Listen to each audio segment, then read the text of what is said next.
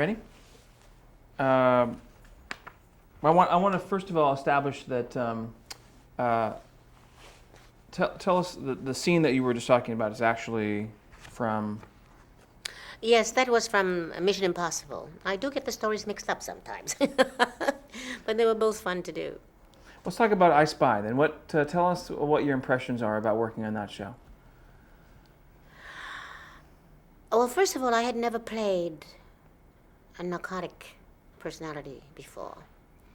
And I know nothing about narcotics because I've never endeavored in any of that. And they had someone on the set to keep you in line, so I drank a lot of coffee. And when the time came for me to actually, before they give you this stuff, it was a character that was a singer in a nightclub, but she had to have that cocaine, I guess it was. And she was all right as long as she was on the stuff, but the moment she got off, then she had to go begging the boss to give it to her. That to me was a very difficult thing to do because the one thing I hate is begging. And walking the streets of New York, I never asked anybody for anything. I used to take a stick and with a piece of chewing gum, I used to pick the hell up the train track grill, the subway grill, so I could get enough money to take me to the automat. So I say that so you can understand why this character to me was particularly hard, because I can't stand to beg for anything or even to ask for anything. But anyway, I ask for help, that is. So there was a scene when she's trying to sing the song, getting ready for the night's performance, and she can't get through it. And she has to go down to the manager who's sitting in the center of the place and ask him to give her some stuff. That scene was very hard for me. But I guess the difficulty of begging as Eartha Kitt or Eartha May, it made the character that much more real, because that kind of feeling I could not get away from.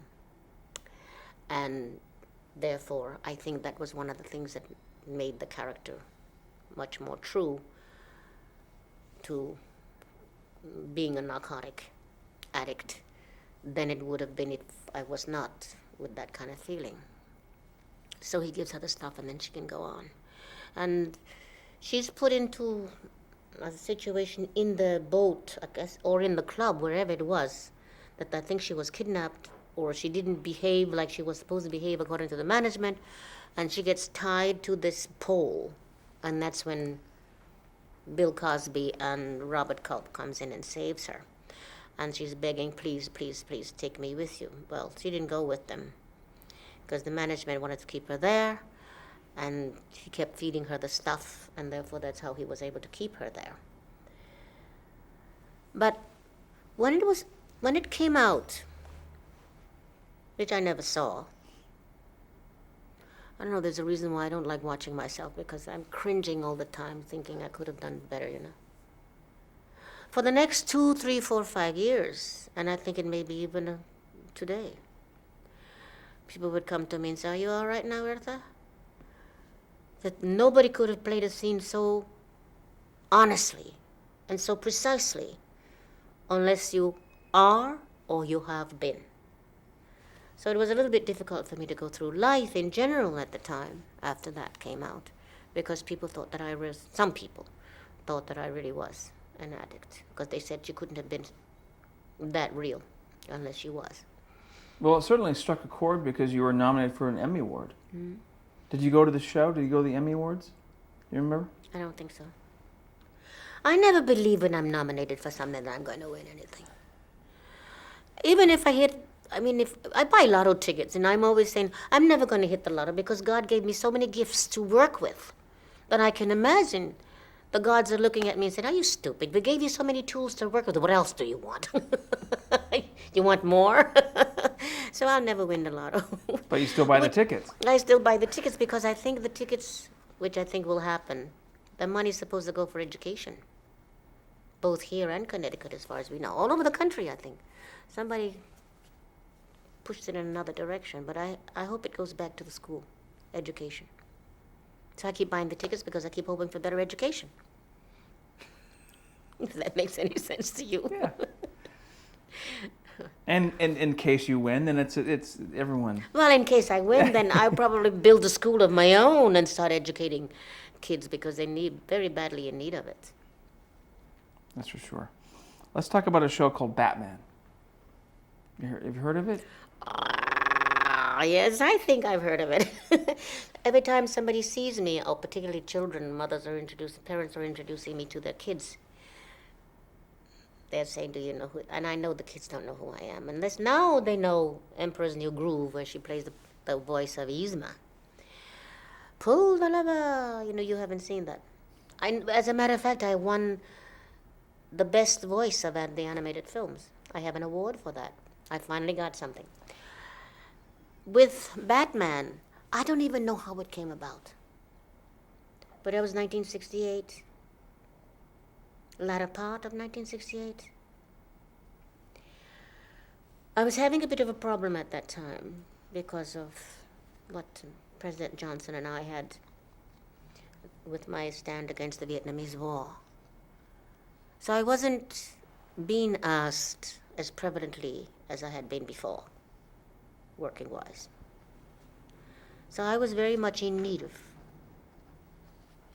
financial help.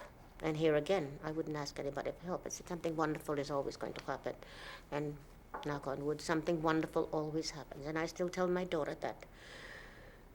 Don't worry too hard. Something wonderful will happen. I don't know how this happened, but I was being refused work all over the United States because of my stand against Vietnam. Then somebody said, we want you for Catwoman. I didn't know where the call came from because I was not with an agent. As a matter of fact, the agents were saying, no, we don't know anything about her contracts. I must have been with somebody because I had a contract for the Ambassador Hotel where Bobby was shot, and all of a sudden my contracts disappeared from there. Bobby Kennedy. Bobby Kennedy was shot. No contracts. And it's not that they didn't want me as an artist, but they didn't want the CIA or the FBI on their doorsteps. So I was out of work across the United States. So then this call came through, and I didn't think about it. I had a baby to take care of, and wherever the work came from is where I went. And that was one of the luckiest things that ever happened to me as far as my career is concerned, because everybody's still talking about my interpretation of Catwoman. And I didn't even think about the interpretation. And sometimes when people ask me, interviewers for instance, how did you go about research for playing the Catwoman? I said, I have to think about it. I am Catwoman. Therefore, I played it as a cat, without trying to be a cat. As long as the performance is a true performance, honest performance. And two, I had a lot of cats around me all the time. I always had cats. And cats to me are very independent and very unreliable because you never know if they're going to scratch you or kiss you. So it was not a difficult part for me to do, but I'm very glad that it came about. And I still don't know who was the casting person who said Eartha Kitt for Catwoman. Was it as fun to do the show as it did, as it looks? Oh, it was fun for me, because I loved working with Cesar Romero. And Pierre Salinger, who was my lawyer at the time. Now, one day, they came to me, and they said, do you know how to drive a stick-shift car? I don't know how to drive a stick-shift car. But I didn't say yes, I didn't say no. I said, why are you asking me this question?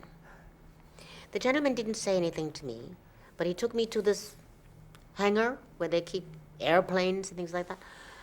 And this car was laid out like a puzzle.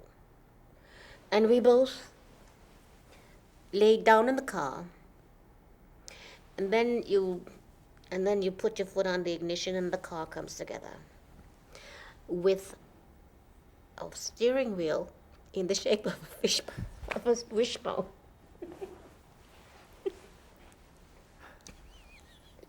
It had a tail and the lights with eyelashes that went from here to Timbuktu. It's a very funny car, but I was very quiet. I didn't say anything. He drove me around the hangar, the boulevard, and I don't know what. And he came back and he said, "This is your first scene in the morning in front of the camera." He still doesn't know if I could drive this thing or not. I went home. I called up my mother-in-law's sister, told her to meet me at 2 o'clock in the morning. And I called up Volkswagen people to rent a Volkswagen at 2 o'clock in the morning. Now they think this woman is absolutely out of her mind. But I don't know how many words I used, talking as fast as I could to explain to them this is what I had to do, and I have to have this car, and then Evelyn came at 2 o'clock in the morning, and we were on Sunset Boulevard learning how to drive a stick-shift car. When I went to the studio the next morning, zoom, zoom, zoom, boom, I was gone. What a wonderful experience, because I didn't say yes, I didn't say no, I did it. This is one of the things that I always try to teach the young people today. If you have something to do and you think it's difficult, it's going to be difficult. But if you don't think it's difficult, try it. You may find it's not difficult. Just do it. I mean, within reason. We're talking common sense here. But I don't think we have that kind of chutzpah in people anymore. They do crazy, stupid things, like with Jamie Dean going off in this Porsche and killing himself and all of that sort of thing, challenging destiny. You don't do stupid things like that. But I mean, common sense things. You do it. You don't think about it. Just do it. Why do you think that Batman series has sustained itself for so many years? Do we all get it? Do we know that it's camp and fun, or is there something else, do you think? You mean the people whom it was introduced to in those years, or now? Generations. There are generations of I think because it's camp. It was not taken seriously. and as it was a series. and it wasn't during the show, right? It wasn't taken seriously when you were shooting the show. No, it was not a thing that said, "Oh, I've got to run around the block like Dennis Hopper and I did." What was it that we did? Skin of Our Teeth with James Whitmore and Cloris Leachman, whom I absolutely love. Dennis Hopper was a nut.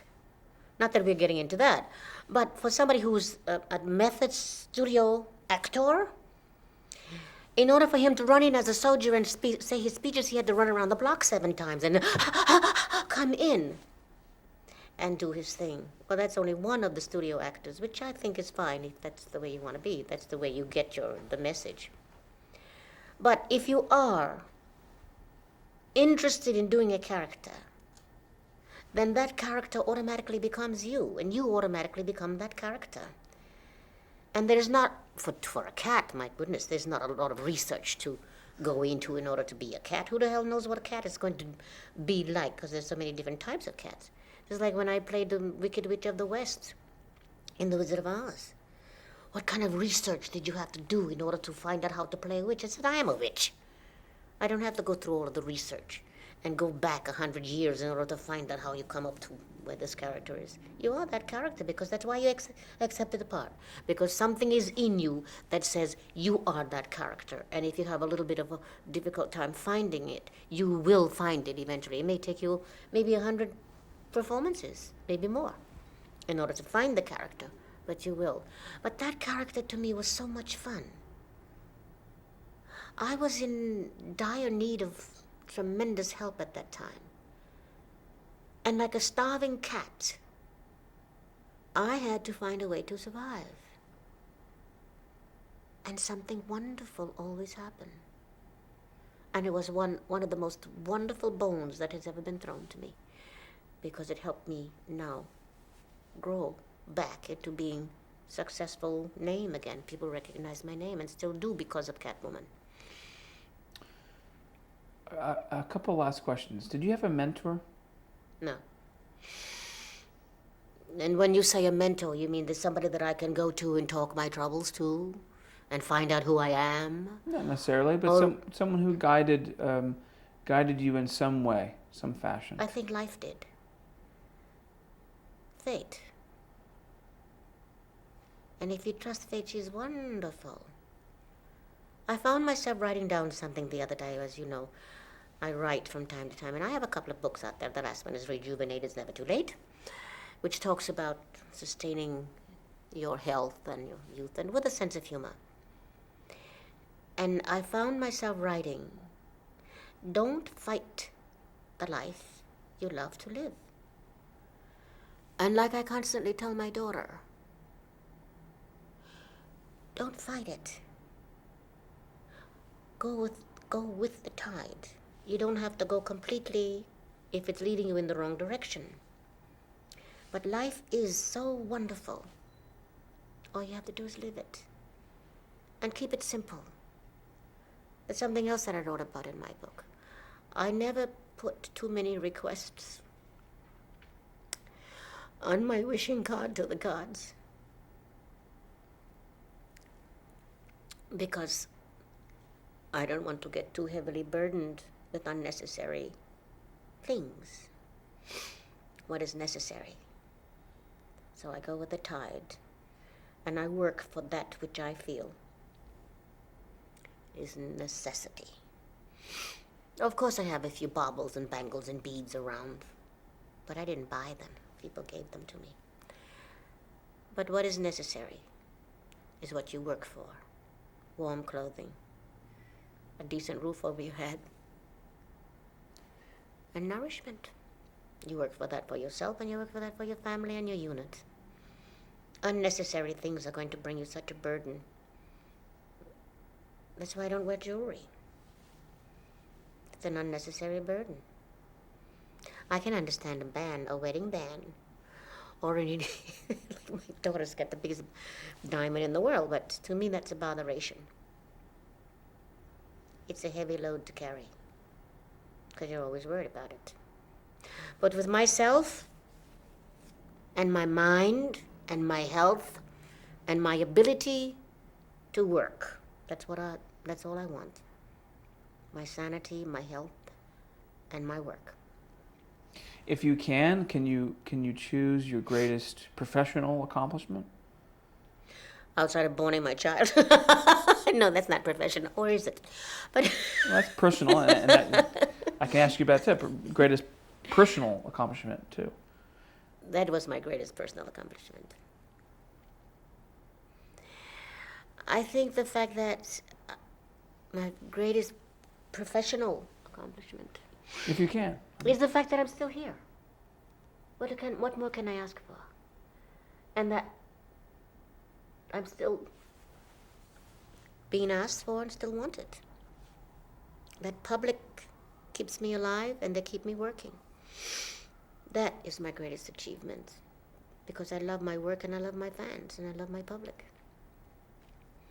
And that honesty of when you're on the stage. The public knows. You can't fake that. Terrific. Thank you very much. Appreciate it.